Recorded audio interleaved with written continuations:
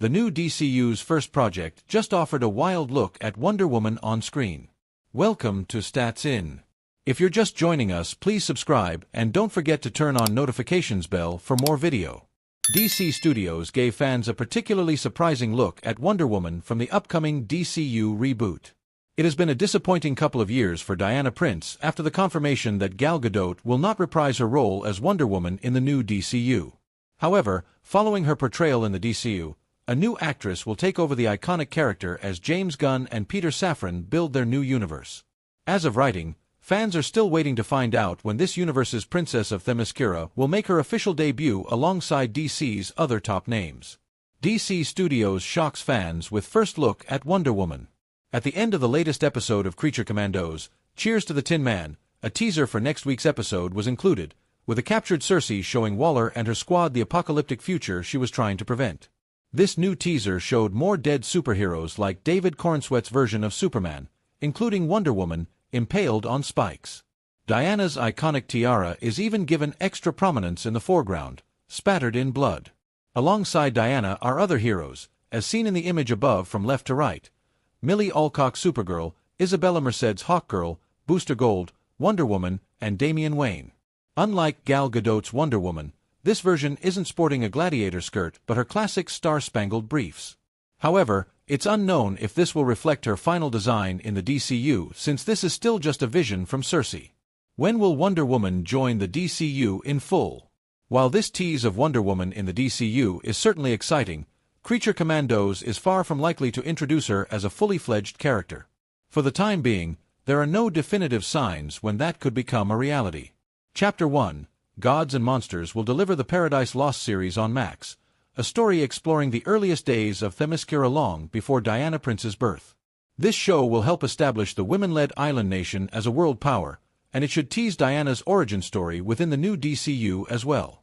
As of writing, no rumors are pointing to who may be cast as the DCU's Wonder Woman. Outside of David Corenswet's Superman and Aaron Pierre's Green Lantern, none of the core Justice League characters have actors attached to play them. All of that said, there could still be room for a Wonder Woman solo project, with more than half of Chapter 1 still being kept a secret from fans. This means more Wonder Woman news could potentially be on the way shortly, especially considering how popular the character still is. The DCU is currently kicking off with Creature Commandos on Max before Superman arrives in theaters on July 11, 2025. Denis Villeneuve's praise for Emily Blunt's femininity in Sicario might have affected her shot at playing Black Widow in MCU had she landed the role. Welcome to Stats In. If you're just joining us, please subscribe and don't forget to turn on notifications bell for more video. Casual moviegoers might be familiar with Denis Villeneuve for the Dune franchise, but the filmmaker has long been lauded for his depth, precision, and casting decisions in some of the most acclaimed works. Take, for example, Emily Blunt in the 2015 action thriller Sicario, where her portrayal of a determined FBI agent captivated audiences with the balancing between fierceness and fragility. According to Denis Villeneuve, he saw right through Emily Blunt's ability to strike a balance between her femininity and brutality after watching her previous works. And this particular skill is what landed her the iconic role. But while Villeneuve's praise of Blunt's femininity served her performance in Sicario, it might have led to an unexpected consequence to her role as Black Widow, had she landed it. When Denis Villeneuve selected Emily Blunt for Sicario, it wasn't just because of her impressive track record or her ability to perform in high-stakes action roles. Speaking with IndieWire, the filmmaker noted that he was particularly taken by Blunt's ability to embody both strength and vulnerability in young Victoria. During the interview, Denis Villeneuve noted how obsessed he was with casting Emily Blunt in his 2015 movie.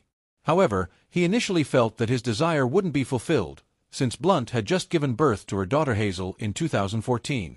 But thankfully, as the actress was willing to return to work, Villeneuve pitched his project without missing a beat. Emily was not available; she had just given birth. And for me, I was very disappointed because I love what she did in Young Victoria and other works, but that's the movie that stuck in my mind. But to my great pleasure, I learned that she was ready to come back to the screen, and she was the obvious choice. Denis Villeneuve described Emily Blunt as someone who exudes strength without sacrificing her femininity. And this particular skill was what he needed from his lead actress in Sicario. So when Blunt claimed her availability, Villeneuve booked her for the 2015 crime drama. I need an actress who we will believe as a cop because it's a very physical part, so I needed someone that would be able to bring that on the screen without losing their femininity. I didn't want a woman who would act like a man. I wanted a strong female. You understand the nuance? I wanted her not to transform herself, to keep her femininity, and I think she did it beautifully. Emily Blunt's portrayal in Sicario broke stereotypes, as her character was fiercely competent in a male-dominated world without losing her essential femininity. It was this balance that Denis Villeneuve admired and sought to emphasize. And thankfully, the filmmaker could bring out his vision through Blunt. However, while Denis Villeneuve's appreciation for Emily Blunt's subtle strength worked wonders for Sicario, his remarks about femininity could have acted as a double-edged sword for the actress, had she landed the role of Black Widow in the MCU. Considering how Blunt was the initial choice to play Natasha Romanoff, Villeneuve's comments could have cast a shadow over her role. According to reports from People, Emily Blunt was reportedly offered the role of Natasha Romanoff, aka Black Widow, before Scarlett Johansson became the face of the enigmatic character. Therefore, given how Black Widow, with her deadly combat skills and complicated past, was far from the vulnerable agent in Sicario, Denis Villeneuve's remarks may have affected her part, had Blunt accepted the offer. Unlike any other role that Emily Blunt has played, Natasha Romanoff's story was defined by darker, more aggressive themes, including her training in the Red Room, her forced sterilization, and her struggle to keep her powers in check. So it seems that the Marvel character was built on trauma, complexity, and a brutal kind of strength that defied traditional femininity. So it seems that had Emily Blunt taken on the MCU role, it's possible that her habit of preserving femininity in the face of aggression could have clashed with Natasha Romanoff's gritty and almost masculine undertones. Therefore, while Blunt's vulnerable femininity worked wonders for her performance in Villeneuve's Sicario, her portrayal of Black Widow on the flip side might have faced challenges for this particular habit. Sicario is currently available to watch on Prime Video. Eric Fleming's journey from directing Hollywood films to involvement in drug deals highlights a shocking link to Matthew Perry's tragic death. Welcome to Stats In. If you're just joining us, please subscribe and don't forget to turn on notifications bell for more video. Friends has been the cornerstone of the sitcom genre, but watching it now won't be the same after the death of Matthew Perry. The actor passed away from a ketamine overdose, but upon investigation, 5 people were arrested, including his local physician and live-in assistant. Among the 5 people there was Eric Fleming as well, who was listed as the late actor's acquaintance.